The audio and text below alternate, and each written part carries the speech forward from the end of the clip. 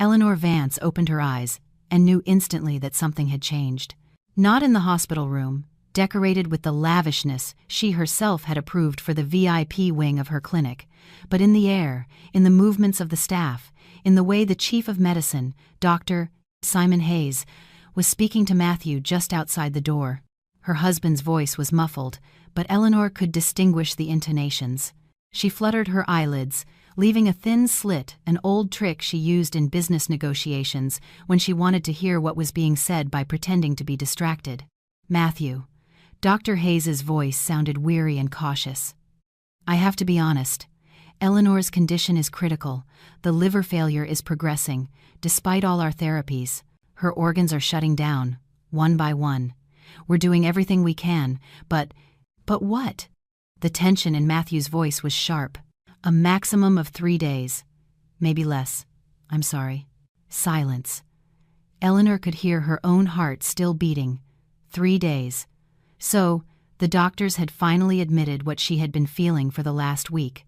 Her body was refusing to serve her. 49 years old.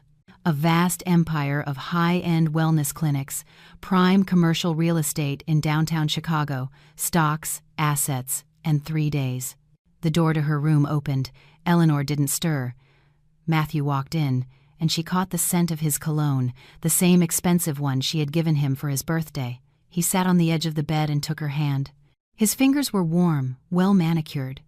3 years ago, those hands had seemed like a rescue from loneliness.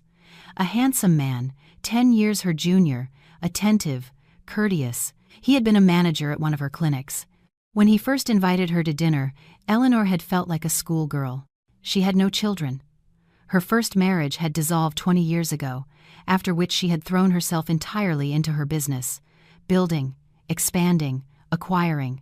Everything she now possessed, she had earned herself before her marriage to Matthew. He had come into her life when she turned 46, when she suddenly realized her house was empty and the evenings stretched on endlessly. Matthew leaned closer. Eleanor barely breathed, keeping her facial muscles relaxed. He thought she was unconscious from the heavy sedatives. That's what the nurses had told her. Earlier that morning, her husband had asked if she could hear anything, and they had replied that her consciousness was suppressed by strong medication. What happened next, Eleanor would remember until her last breath. Matthew squeezed her palm, ran his thumb over her wrist, and whispered, almost tenderly, "Finally, I've waited so long for this." Eleanor tensed internally, but her body did not betray her. "Your house, your millions," Matthew continued, a new tone in his voice she had never heard before. "It's all going to be mine now. 3 whole years. For 3 years I put up with it, pretended, listened to your lectures about business, about responsibility, smiled at your friends, got into bed with you. And now," he chuckled, "finally, it's all over." He stood up, released her fingers, adjusted her blanket with a show of care, and walked out. Eleanor heard him speak to someone in the hallway, likely a nurse, telling them to watch his wife carefully, that he would be back soon. His voice was full of concern and grief. When the door closed, Eleanor opened her eyes.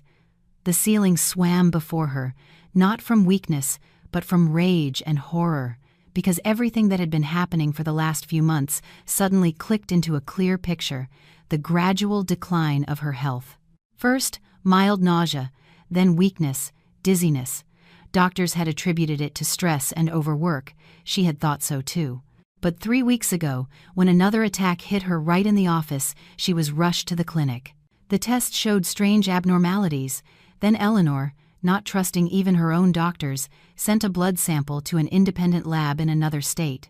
The result had arrived 5 days ago, when she was already lying here. The toxicology report revealed traces of a substance that shouldn't have been there. A rare drug used in palliative care to ease the suffering of terminally ill patients.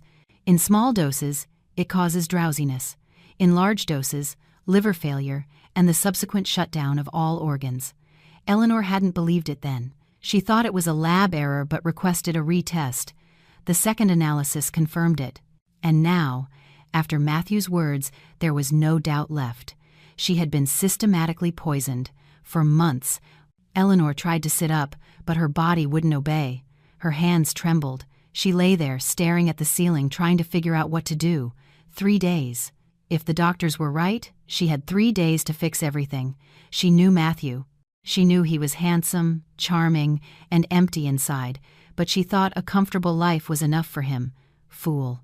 He wanted more. He wanted everything. Eleanor slowly turned her head toward the door. In the hallway, someone was clattering with a bucket. She could hear the splash of water, the swish of a mop. She called out softly, "Miss?" The noise stopped. A few seconds later, the door creaked open, and a hospital assistant peeked into the room. A young woman, thin, with dark hair tied back in a clip. Her face was simple, pleasant, without makeup. Eleanor had seen her before. She mopped the floors in the hallway, changed linens, emptied bedpans. A hard, thankless job. "Are you all right, ma'am?"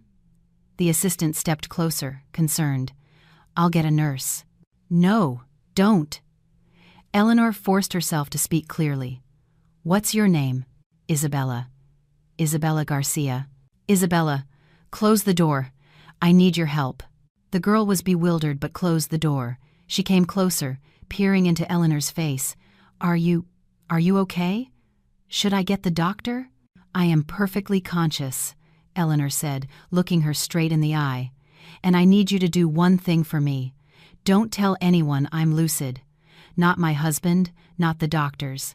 But I need you to call my attorney, William Davis. His number is in my cell phone. It's in the nightstand. Tell him Eleanor Vance needs him to come immediately. It's a personal matter." Isabella shook her head. "But I can't. That's not part of my job. If they find out..." "If you do everything I say," Eleanor paused, gathering her strength, "you will get so much money that you will never work as an assistant again. You will never have to mop another floor or empty another bedpan. I'm serious." The young woman looked at her with disbelief, but something flickered in her eyes. Hope, despair. Eleanor could see this girl was cornered by life. People like her grasp at any straw.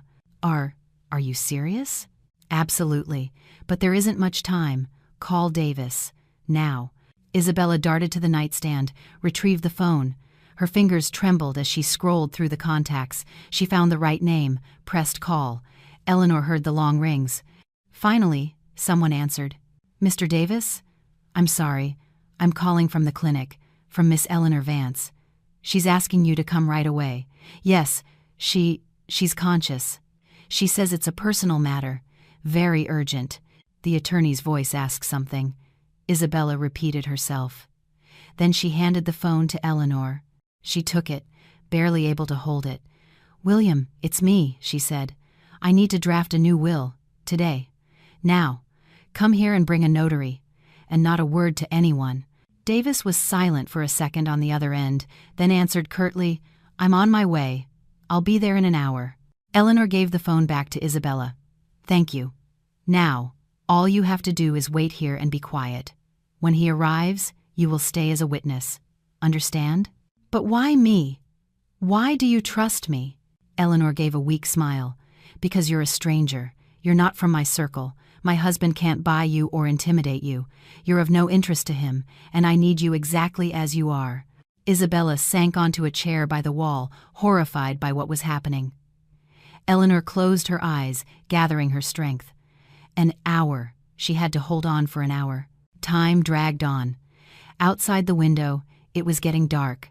The fall evening was setting in early. Isabella sat in silence, occasionally glancing at Eleanor, who dozed fitfully but never lost consciousness. Exactly an hour later, the door opened, and William Davis walked in. A man of 45, fit, in a sharp suit, with the penetrating gaze of an experienced lawyer. Behind him was his assistant, Jessica, a woman of 25, holding a tablet with a wary expression on her face. "Eleanor," Davis approached the bed, studying her face. "What's going on?" "Close the door," Eleanor commanded. "Sit down and listen carefully." Davis nodded to Jessica, who shut the door. Isabella remained by the wall, as if afraid to move. Davis sat down, took out a voice recorder. "May I record this, for legal clarity?" "You may." Eleanor told him everything, briefly and clearly, about the lab results, about the toxic substance found in her blood, about what Matthew had said just an hour ago. Davis listened without interrupting, but his face grew harder and harder. Do you have these lab reports? In the safe at home. The code is my mother's date of birth. Get them. Make copies. This is grounds for a criminal investigation, Davis said slowly.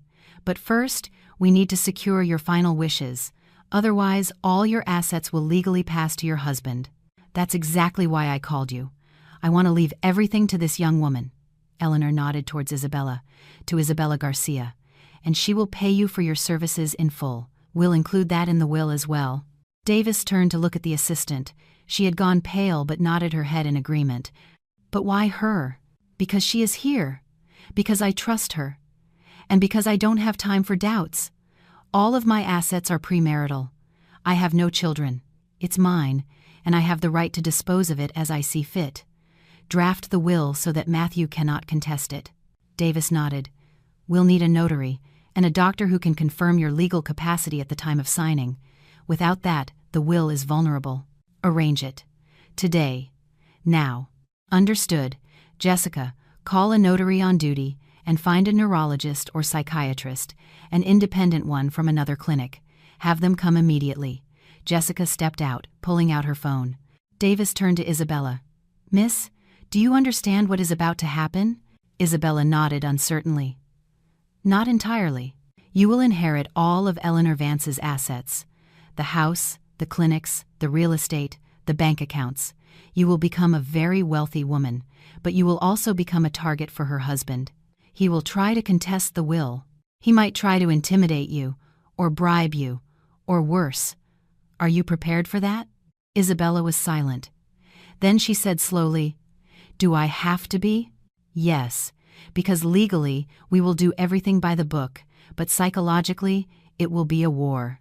Eleanor intervened. Isabella, I'm not asking you to be a saint. When you get the money, do what you want with it. But I ask one thing of you.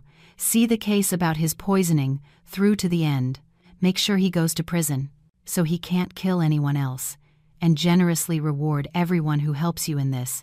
Do you promise? The young woman looked at her, tears welling in her eyes. I promise. Half an hour later, the room was filled with people.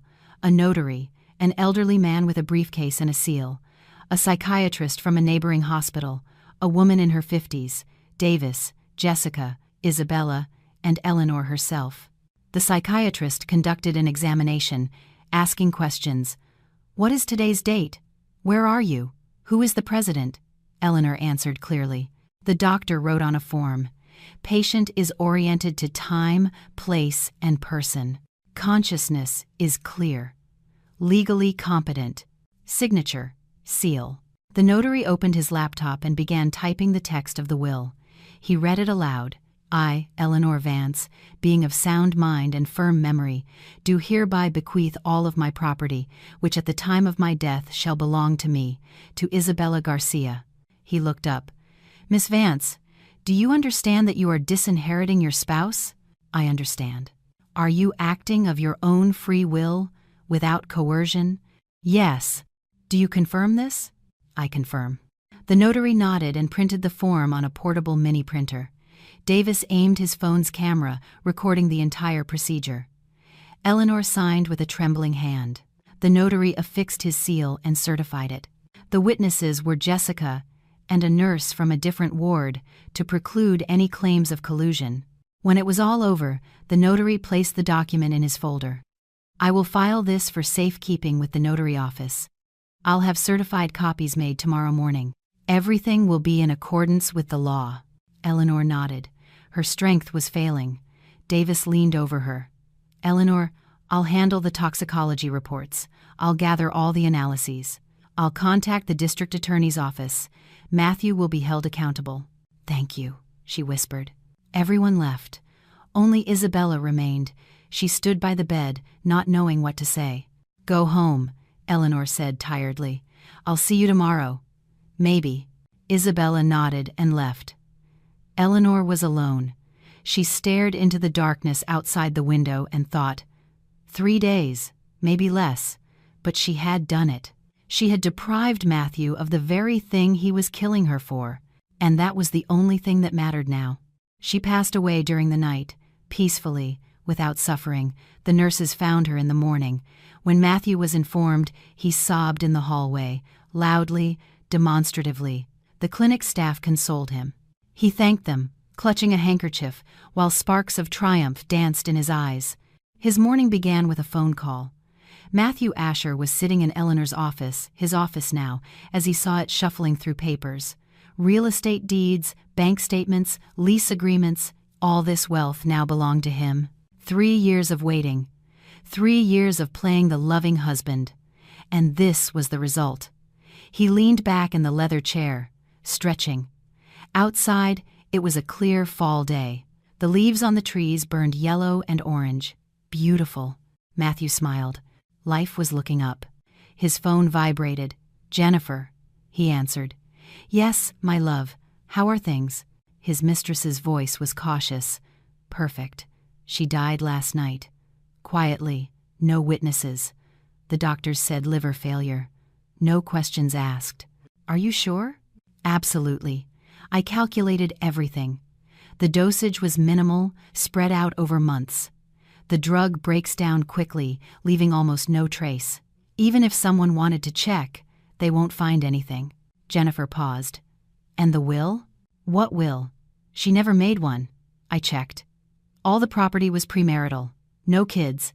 That means I inherit as the spouse. The law is on my side. I hope you're right.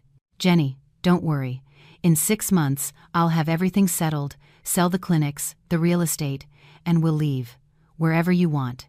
Abroad. There's enough money for several lifetimes." Jennifer sighed. "All right. Just be careful. Don't rush. Play the grieving husband." "I'm a professional," Matthew chuckled. "Don't lecture me." He hung up and reached for the cabinet where Eleanor kept her collection of fine brandy. He poured himself a glass, took a sip. Excellent. Everything in this house was excellent. And now it was all his. There was a knock on the door. The housekeeper, an elderly woman with red eyes, entered. "Mr. Asher, your attorney is here. Mr. William Davis." Matthew frowned. That Davis had always been too smart, too observant. Eleanor had trusted him with all her legal affairs. What did he want? Let him in. Davis appeared in the office, trim in his formal suit, his face serious. He didn't offer a hand to shake, just nodded. "Matthew, my condolences." "Thank you." Matthew put on a mournful expression. "It's a tragedy. Undoubtedly. I need to discuss a few legal matters with you." "I'm listening." Davis sat down without waiting for an invitation, taking out a folder. Eleanor Vance left a will. Matthew tensed. "Really? How could she have not said anything to him about a will? And what's in it? All property belonging to her at the time of her death has been bequeathed to another person." A pause. Matthew didn't immediately grasp the meaning of what was said. Then he asked again, "Meaning?" "Meaning you are not the beneficiary of the will. Eleanor disposed of her assets differently." Matthew jumped to his feet. "That's impossible. She was in a coma. When did she have time?" Davis looked at him coldly. "The will was executed the day before her death, in the presence of a notary, a psychiatrist who confirmed her legal capacity, and 2 witnesses. It is all perfectly legal." "To whom?" Matthew felt a chill run down his spine. "Who did she leave it to?" "That will be announced at the notary's office. Tomorrow at 10 a.m. Your presence is required." "I'll contest it!" Matthew slammed his fist on the desk. "She was incompetent, sick. We have a medical conclusion of her full legal capacity at the time of signing. We have a video recording. We have the notary's testimony." Davis stood up. "I suggest you prepare yourself mentally and hire your own attorney." He left without another word. Matthew remained alone, breathing heavily. A will. How dare she? How did she even manage it? He grabbed his phone and dialed Jennifer. "We have a problem. A huge problem." The next morning, Matthew arrived at the notary's office. Jennifer was with him. He introduced her as a family friend, supporting him in his time of grief. The notary, the same elderly man, met them in his office. William Davis and his assistant, Jessica, were already there. "Where is the heir?" Matthew asked sharply. The heiress has sent a representative, the notary replied. Her interests are represented by attorney William Davis, based on a notarized power of attorney. Who is she? Where is she? The notary opened the folder and took out a document. According to the last will and testament of Eleanor Vance, the sole heir to all her property is Isabella Garcia, residing at— Who is she? Matthew couldn't believe his ears. I've never heard of her. A hospital assistant at the clinic where your wife passed away, the notary confirmed. Jennifer grabbed Matthew's arm, squeezing it as a warning. He swallowed his rage and forced himself to speak calmly. This is absurd. Eleanor didn't know this woman. How could she leave her everything? Davis answered evenly. A testator has the right to bequeath their property to any person. The law does not require an explanation of motives. But she was sick, incompetent. On the contrary. Davis laid a medical report on the table. Here is the assessment from the psychiatrist who conducted an evaluation immediately before the signing of the will. The conclusion: legally competent, clear consciousness, free will. There is also a video recording of the procedure. The notary personally certified her will. Everything was executed flawlessly. Matthew felt the floor give way beneath him. And what about me? The notary explained patiently, as if stating the obvious. Your wife's assets were acquired before the marriage. Therefore, they are not considered marital property. As the surviving spouse, you are only entitled to your share of the assets acquired during the 3 years of marriage. The house, the clinics, the commercial real estate, the accounts, all of that belonged to Eleanor before the marriage. According to the will, these assets passed to Miss Garcia. So, I get nothing? You have your salary for the past 3 years, your personal savings, the car registered in your name, that is your share of the marital property. Matthew was silent. His head was spinning. 3 years. For 3 years he had poisoned her, endured, pretended. For what? So some goddamn assistant could get millions? Where is she? He asked quietly, dangerously. Miss Garcia has filed a petition to accept the inheritance through her representative, the notary replied. You do not need to know her whereabouts. I want to talk to her. That is not possible, Davis interjected. My client does not wish to meet with you. I will contest the will. I'll sue. That is your right. But I warn you, we have every reason to believe that a challenge will be unsuccessful. The will is legally sound. The testator's will is clearly expressed. Medical documents confirm her capacity. There are no grounds to declare the will invalid. Matthew stood up, swaying. Jennifer took his arm. They walked out of the office in silence. On the street, Matthew stopped and turned to Jennifer. It's all gone, he whispered. Not everything, Jennifer said, her gaze hard. We'll find this girl. We'll make her renounce it, intimidate her, bribe her. It doesn't matter. The important thing is to act fast. Davis has her hidden somewhere. We'll find her. I have connections, people who know how to find people. Give me a couple of days. Matthew nodded. Hatred churned in his chest. Eleanor had tricked him. Even in death, she had managed to get her revenge. But he wouldn't give up, not after everything he had invested. Meanwhile, a meeting was underway in William Davis's office. He sat at his desk across from Jessica and a private investigator, Michael Johnson, a former police detective, a solid man of 42 with graying hair. Here's the situation, Davis began. Garcia is safe for now. She has moved to a neighboring state, rented a room, and found temporary work. But Asher will be looking for her. He won't stop. What can he do? Jessica asked. Intimidate, bribe, coerce her into renouncing the inheritance. In the worst-case scenario, physically eliminate her if she refuses. We're dealing with a man who systematically poisoned his wife. He's capable of anything. Johnson nodded.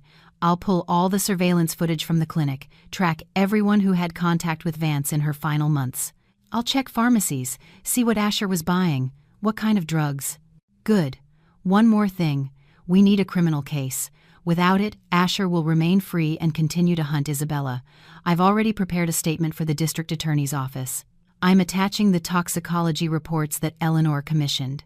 They clearly show a substance in her blood that she was not prescribed by doctors. Jessica clarified. What if the official autopsy doesn't confirm poisoning? It will. Eleanor was meticulous. She sent samples to 2 independent labs. The results are identical. Moreover, she kept a journal of her symptoms, noting the deterioration by date. It's all circumstantial, but compelling evidence. Who will we give the case to? Detective Rodriguez. He's with the CPD, a professional, doesn't take bribes. If anyone can bring this to trial, it's him. Johnson stood up. I'm starting now. I'll have the first results for you tomorrow. He left. Davis turned to Jessica. Contact Isabella. Tell her everything is going according to plan. Tell her to lay low, not to draw attention. If anything happens, call me immediately. Got it. And one more thing. Pull up all of Vance's documents. Contracts, deeds, statements. I want to be sure every asset is legally protected. Asher will try to find loopholes. We'll close them in advance. Jessica nodded and left. Davis was alone. He opened his safe, took out a copy of the will, and read it again. Everything was perfect. Every word, every comma. Eleanor Vance was a smart woman. Even as she was dying, she had thought of every detail. He remembered their last conversation in the hospital room, how she had looked at him calmly, without fear. William, I know I'm dying, but I don't want him to get anything, not a single penny. Let him understand that he killed me for nothing. Eleanor, are you sure you want to give everything to Garcia? You barely know her. I know enough. She's honest, works for peanuts, rents a room, is paying off a loan for her deceased mother's medical treatment. You can't buy people like that. You can trust people like that with revenge. Revenge? Yes. I want Matthew to go to prison. I want him to be tried for my murder. And Isabella is a witness. She saw him enter my room. She heard what I said afterward. She will help the investigation. She promised me. Davis had nodded then, and now he was fulfilling the promise made to a dying client.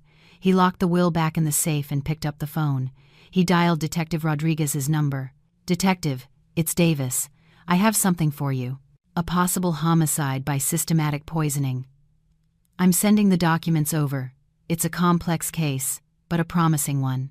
Rodriguez was silent on the other end. Send them over. I'll take a look. Thank you. I'll await your feedback. Davis hung up. Now, all he could do was wait. Wait for the wheels of justice to start turning, slowly but inevitably. Meanwhile, in a small rented room in a neighboring state, Isabella Garcia sat on an old sofa and stared out the window. A fine fall rain was drizzling outside. The drops ran down the glass, merging into winding streams. She still couldn't believe it. It all felt like a dream. 2 days ago, she was mopping floors in a hospital corridor, earning a tiny salary, counting pennies until payday. And today, Attorney Davis informed her she was the heir to a vast fortune. Isabella wasn't happy. She was scared, because she understood that Vance's husband would not leave her alone. He would come for her. He would search for her. And then what? Her phone vibrated. It was Jessica. Isabella, how are you? I'm okay. Just staying home. Good. Don't go out unless you absolutely have to. Asher has already started looking for you. We're monitoring his actions. He doesn't know where you are yet. But be careful. Okay. One more thing. The detective will want to take your statement soon. About what you saw at the hospital, what Miss Vance said. Be ready. I'm ready, I promised her. Good girl. Hang in there. Isabella hung up. She remembered Eleanor Vance's face, pale and gaunt, but with a clear, steady gaze. She remembered her last words. See the case about his poisoning through to the end. Make sure he goes to prison. She would see it through. Whatever happened, because Eleanor had given her a chance at a different life, and Isabella would not let her down. Outside, the twilight deepened. Somewhere in another city, Matthew Asher was gathering information, making plans, preparing to attack. And here, in a quiet room, a young woman who was a nobody just yesterday was preparing to defend herself.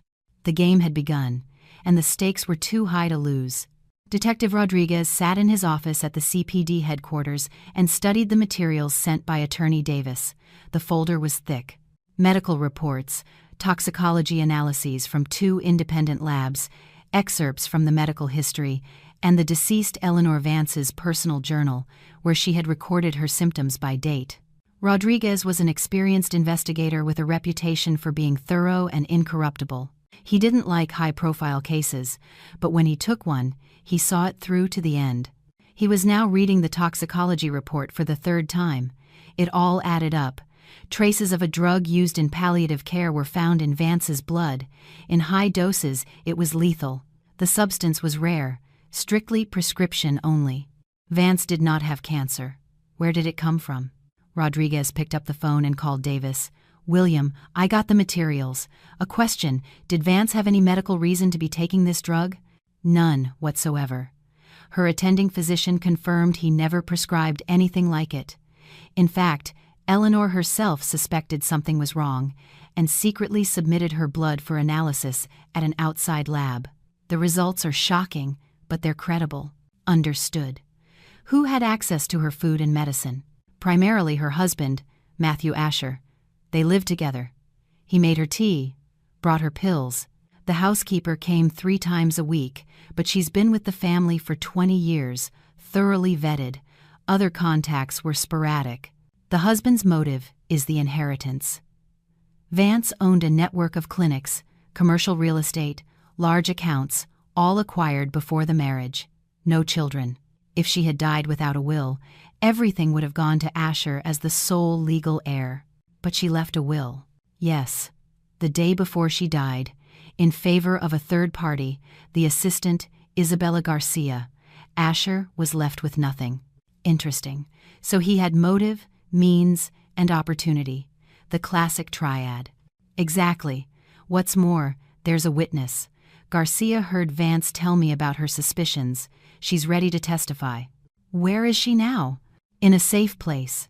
Asher is actively searching for her, trying to intimidate her into renouncing the inheritance. I fear for her life. Rodriguez frowned. All right, I'm opening a criminal case for first-degree murder. I'll order an exhumation and a second forensic medical examination. If the poisoning is confirmed, Asher is going to get a long sentence. Thank you, Detective. Don't thank me. Just doing my job. Rodriguez hung up and began to prepare the paperwork to open the criminal case. It would be painstaking work, but he liked cases like this. When everything falls into a clear picture, when the criminal thinks he's gotten away with it and then realizes the net is tightening. 2 days later, the detective obtained a court order for the exhumation of Vance's body. The procedure was conducted discreetly, without media attention. The materials were sent for examination to a leading forensic center. While the experts worked, Rodriguez began to gather circumstantial evidence. He tasked his assistants with pulling surveillance footage from pharmacies in the area where Vance lived. The objective was simple: find out if Asher had purchased that specific drug. The results came in a week later. On the recording from one of the private pharmacies, Matthew Asher was clearly visible. He walks up to the counter, speaks to the pharmacist, hands over cash, and receives a box. The date was 2 months before Vance's death. Rodriguez summoned the pharmacist for questioning. A nervous, frightened woman in her 50s. "Do you remember this man?" the detective asked, showing her a photo of Asher. Yes, I remember him. He came in several times." "What did he buy?" "A drug for palliative therapy. He said his mother had cancer, that the doctors had allowed her to take it at home so she wouldn't suffer." "Did you get a prescription?" The pharmacist went pale. "No. He said he lost the prescription. He offered to pay extra. I agreed. I needed the money." "How many times did he buy it?" 4 or 5 times. I don't remember exactly. Rodriguez nodded. "You do realize you broke the law? Selling prescription drugs without a prescription. And if this drug was used for a murder, you're an accessory." The woman burst into tears. "I didn't know. I swear, I didn't know." "Write a statement. A voluntary confession. It will mitigate your guilt, but you will have to testify in court." She nodded, wiping her tears. Rodriguez dictated the statement to her. She signed it. Another thread leading to Asher was now documented. Meanwhile, the private investigator, Michael Johnson, was conducting his own investigation. He reviewed all the surveillance footage from the clinic where Vance was a patient. He studied who entered her room, when, and for how long. Matthew Asher appeared regularly, bringing fruit, flowers, sitting by her bedside.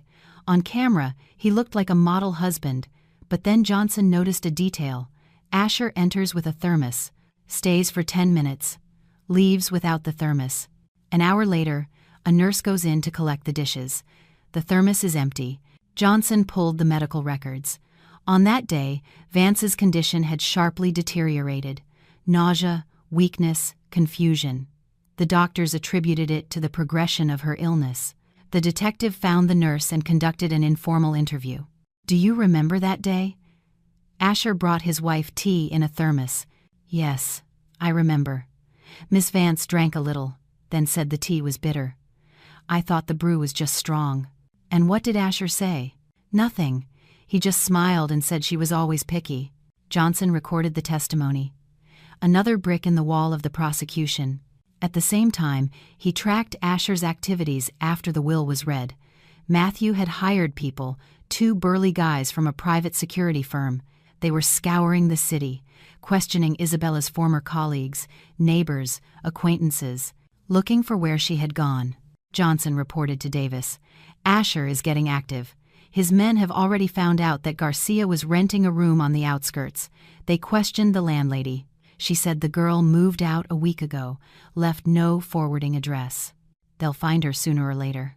"Yes, they have the resources. We need to get ahead of them.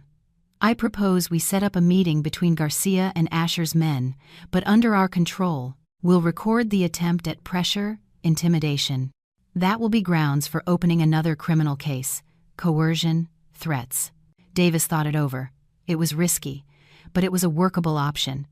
"I'll talk to Isabella." He contacted Garcia and explained the plan.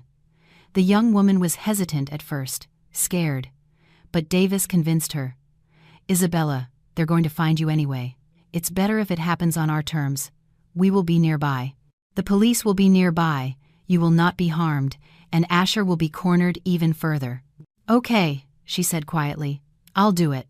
Johnson arranged for a leak of information.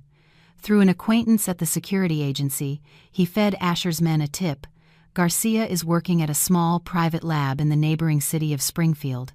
The information reached Matthew in 2 days. He immediately drove there with Jennifer and 2 security guards. The plan was simple: find the girl, scare her, make her sign a renunciation of the inheritance. If she refused, apply more pressure. They tracked Isabella down in the evening as she was leaving the lab, surrounding her on an empty street. Matthew stepped forward, smiling. "Isabella Garcia. At last. We need to talk." The young woman backed away. Matthew continued without raising his voice. "You received something that belongs to me by right. Eleanor was my wife. I took care of her for 3 years. And you're just some random girl who happened to be there at the right moment. Do you think that's fair?" Isabella was silent. Matthew took some papers out of his pocket. "Here is the renunciation of inheritance. Sign it, and I'll give you $300,000. That's enough to pay off your debts and start a new life. If you refuse," he nodded towards the security guards, "you'll regret it." "I won't sign," Isabella managed to say. Matthew's face darkened. Jennifer stepped closer, her voice cloying. "Honey, you don't understand who you're dealing with. Matthew isn't the type to give up. If you don't sign willingly, he'll make you. Painfully. Think about yourself, your health." I said no. One of the security guards moved forward, but at that moment, Johnson emerged from around the corner. Behind him were 2 uniformed police officers. "Freeze! Police!" Matthew froze. Jennifer went pale. The security guards exchanged confused glances. Johnson approached Isabella. "Are you okay?" "Yes," she said, trembling but holding her ground. "They were threatening me, demanding I sign away the inheritance." A police officer was taking notes. Matthew tried to justify himself. "We were just talking. There were no threats." "We have it all on tape," Johnson said, pulling a small recorder from Isabella's pocket. "Every word, including the part about her regretting it if she refused." Matthew knew he was caught. The police drew up a report detaining him and Jennifer for questioning. The security guards were released with an order to appear later. At the station, Matthew was held until morning, then released on his own recognizance. But a case was opened. Detective Rodriguez received the materials and initiated proceedings for coercion and making threats. Now, there were 2 cases against Asher, the murder of his wife and threatening the heiress. The situation was becoming critical. Matthew returned to the house that no longer belonged to him. Jennifer was on the sofa, holding her head in her hands and moaning. "It's all falling apart, Matthew. They're backing us into a corner." "Shut up," he snapped. "I'm thinking. What is there to think about? We need to run, before it's too late." "Run where?" "I don't have any money. Eleanor left everything to that damned girl. All I have left is my pathetic salary from the last 3 years, which is long gone." "Then what are we going to do?" Matthew was silent. He knew time was running out. The detective was digging. The PI was collecting evidence. Witnesses were giving testimony. Soon, he would be arrested, and then it would all be over. He needed a plan. A desperate, risky plan. He picked up the phone and dialed the number of one of his security guards. "Listen carefully. I need information on Garcia. Everything you can find. Where she lives, where she works, who's protecting her. I'll pay double the usual rate." The guard agreed. Matthew hung up. Jennifer looked at him in horror. "Are you crazy? After what just happened, you're going to—" "I'm not giving up," Matthew interrupted her. "I spent 3 years on that woman. 3 years. And now some assistant gets everything? No. I will make her renounce it, at any cost." Jennifer stood up. "Then you're on your own. I don't want to go to jail because of your vendetta." "Then get out of here," Matthew threw back. "I don't need you anymore." She slammed the door. Matthew was left alone. He sat in the dark, breathing heavily. He was consumed by hatred. For Eleanor, who had tricked him. For Isabella, who had stolen his future. For Jennifer, who had run away, leaving him alone. For Davis, who had turned everything into a legal war. But he would never give up. At that same time, Detective Rodriguez was reviewing new materials. The forensic report had arrived sooner than expected. The result was unequivocal. Eleanor Vance's death was caused by multiple organ failure, resulting from the systematic administration of a toxic drug. The concentration of the substance in her tissues indicated prolonged poisoning for at least 3 months. Rodriguez called Davis. "William, the report is in. The poisoning is confirmed. I'm issuing a warrant to charge Asher. I'm bringing him in for questioning tomorrow. He might try to flee, so I'm asking the court for him to be remanded in custody. The risk of flight and witness tampering is obvious." "I agree. Keep me posted." Rodriguez ended the call and began to prepare the documents. The noose was tightening. Soon, Matthew Asher would be where he belonged, behind bars. Matthew Asher received the summons at 8 a.m. A courier handed him the envelope and asked for a signature. Matthew opened it, a summons for questioning at the CPD as a suspect in a homicide case. He read it twice. So, the report was ready. They had found proof. There was no time left at all. Matthew threw the summons on the table, grabbed his phone, and dialed the security guard. "Did you find out exactly where Garcia lives in Springfield?" "Yeah. She's renting a room at 17 Maple Street. No security with her, but that PI, Johnson, shows up periodically." "Excellent. How much do I owe you?" "50 grand. You'll get it. Just one more favor. I need you to scare her. For real. So she understands it's either renounce the inheritance or what? Find her in a ditch?" The guard paused. "That's different money and different risks. 100 grand in cash. Half now, half after." "When?" "Tonight. I'm going myself. You're with me. We'll bring one more guy, a reliable one. Deal." Matthew hung up. Adrenaline was coursing through him. He knew it was madness. The detective was on his tail, questioning tomorrow. He could be arrested.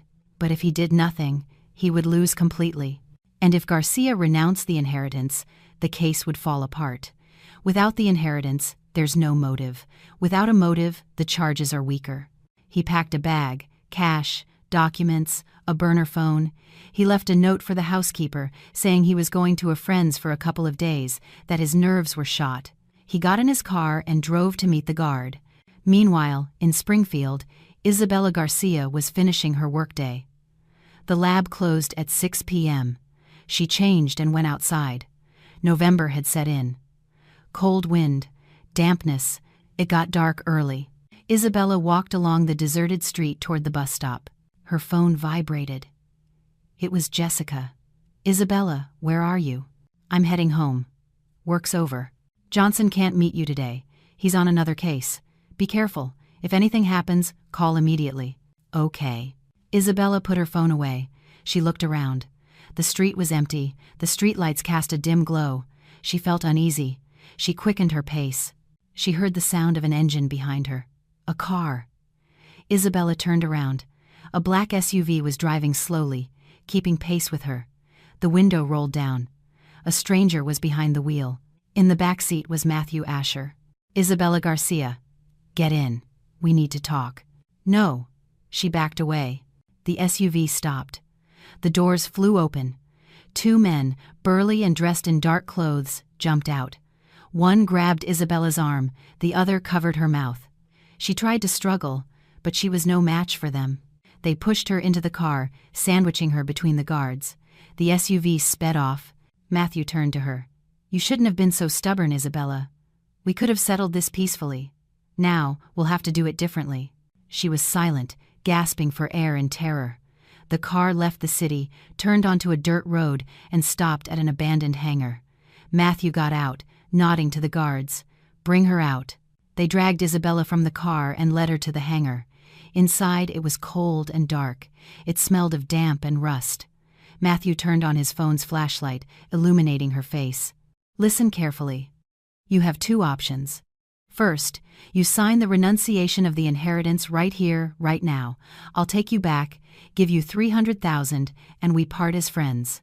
Second option." He paused. "No one will ever find you. Understand?"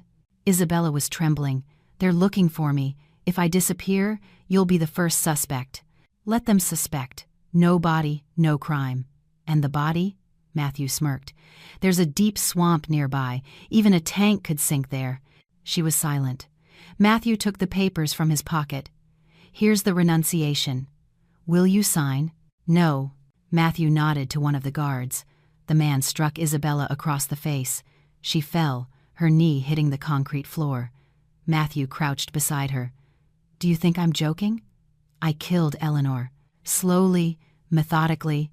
For 3 months, I slipped poison into her tea. I watched her waste away, and I didn't care. Do you think I'll treat you any differently?"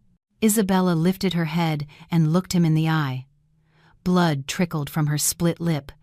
"You're a murderer, and you will go to prison, sooner or later." Matthew stood up and kicked her in the stomach. She doubled over in pain. He crouched again. "I'm asking you for the last time. Will you sign?" Isabella was silent. Matthew straightened up, nodding to the guards. "Get the car ready. We're taking her to the swamp. We'll deal with her there." At that moment, sirens wailed outside. Matthew froze. The guards rushed to the door, but police officers were already storming the hangar, weapons drawn. "Freeze! Hands behind your head!" Matthew tried to run, but they tackled him and cuffed him. The guards were also detained. Johnson entered next, walked over to Isabella, and helped her up. "Are you all right?" "Alive," she rasped. "Good job. Hang in there. We've called an ambulance."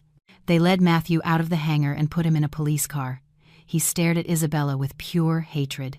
She stood, leaning on Johnson, and for the first time in a long time, she felt, "It's going to be okay." Johnson explained later at the hospital, "After the doctors had treated her wounds, we were tracking Asher's phone. When he left the city, we knew he was up to something. We looped in the local police, coordinated our actions. We got there just in time." "Thank you," Isabella said, holding an ice pack to her split lip. "If it weren't for you, don't think about it. The main thing is, you're alive, and Asher is going away for a long time now. Attempted murder, kidnapping, threats, plus the main case, the murder of his wife. He's looking at 20 years. Isabella nodded. The pain was gradually subsiding.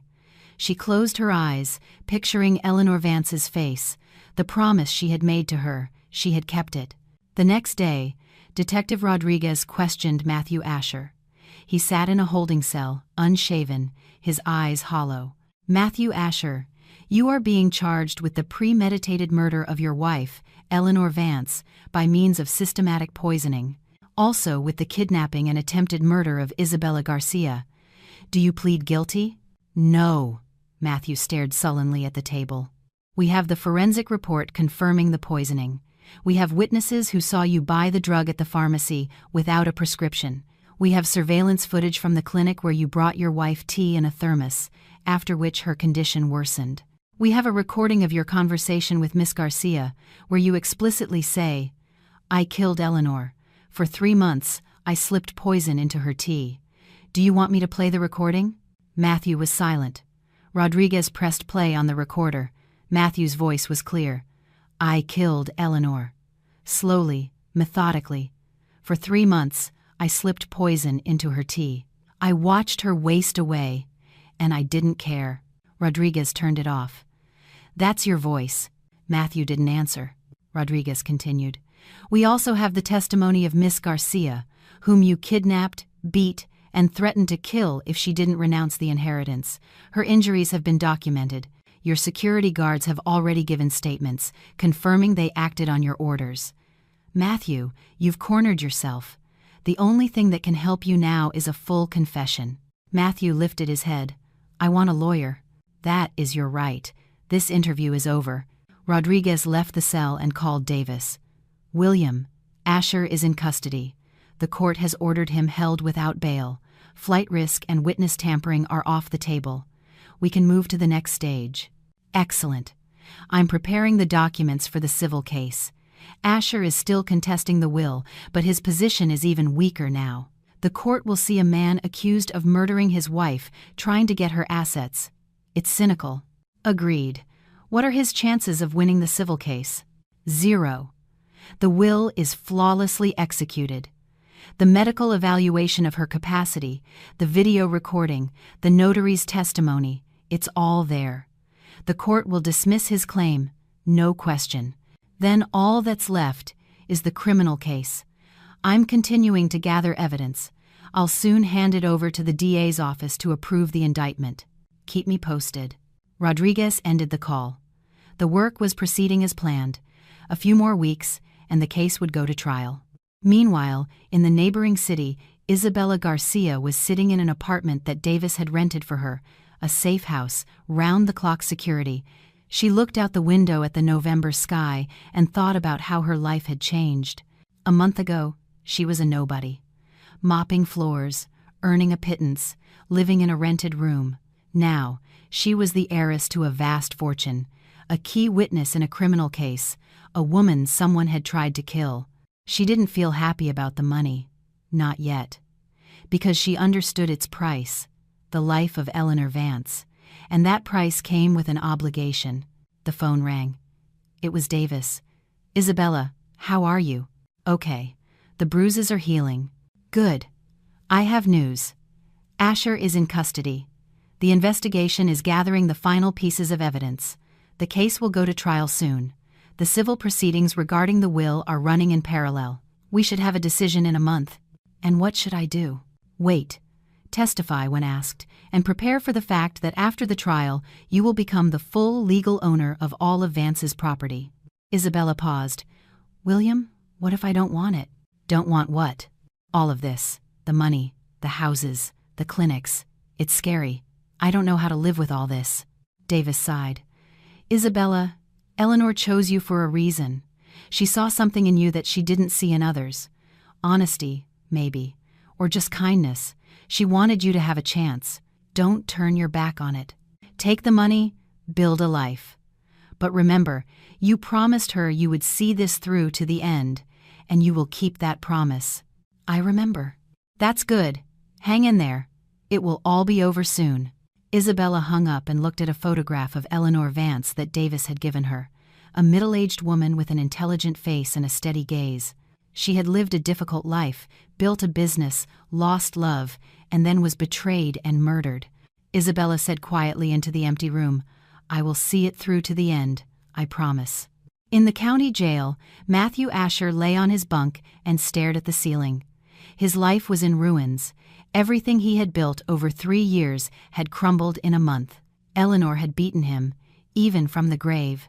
He remembered her last days, how she lay in the hospital room, pale and weak, how he had whispered to her, thinking she was unconscious, how he had rejoiced.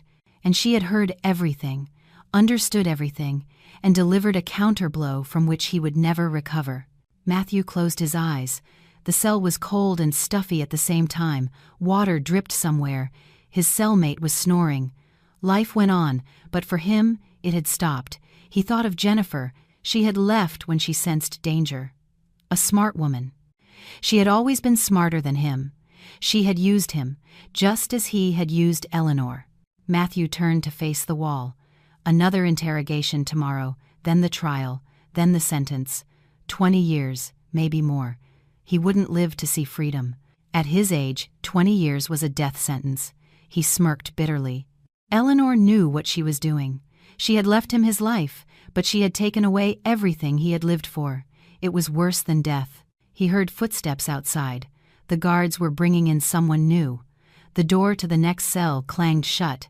Matthew didn't move. He didn't care. Eleanor had won, and her victory was absolute. Half a year passed. Spring arrived unexpectedly, quickly. The city was filled with the scent of new greenery. Isabella Garcia stood at the window of her new apartment, looking down at the avenue below. The apartment was spacious, bright, with high ceilings. Her apartment, bought with Eleanor's money. A lot had changed in those months. The investigation had concluded. Matthew Asher's case was sent to trial. At the same time, the civil case over the will had ended. The court upheld Eleanor Vance's will as legal and valid, dismissing Asher's lawsuit. Isabella officially became the heiress to all the property. The house, the clinics, the commercial real estate, the accounts. She still couldn't believe it. 6 months ago, she was desperate for money, and now she had millions at her disposal. The phone rang. It was Davis. Isabella, the verdict is being read tomorrow. Will you be there? Yes, definitely. All right. I'll meet you at the courthouse at 9 a.m. The next day, Isabella arrived at the county courthouse. Davis was already waiting at the entrance with Jessica. They passed through the metal detectors and went up to the 3rd floor. The courtroom was small, but it was crowded with people. Journalists, relatives of other defendants, lawyers. Matthew Asher sat in the defendant's cage. He had lost weight, looked gaunt, with stubble on his face. Next to him was Jennifer, also a defendant, but on lesser charges. She stared at the floor, avoiding everyone's gaze. The judge entered, a stern, middle-aged woman in a robe with a white collar. Everyone rose. The judge sat, put on her glasses, and opened a folder. In the name of the state, this court, having considered the criminal case against the defendant, Matthew Asher, for the commission of crimes, has established the following. She began to read the verdict. Isabella listened intently. Every word was important. Asher, being married to Eleanor Vance, with the intent to seize her property, systematically added a toxic drug used in palliative care to her food and drinks.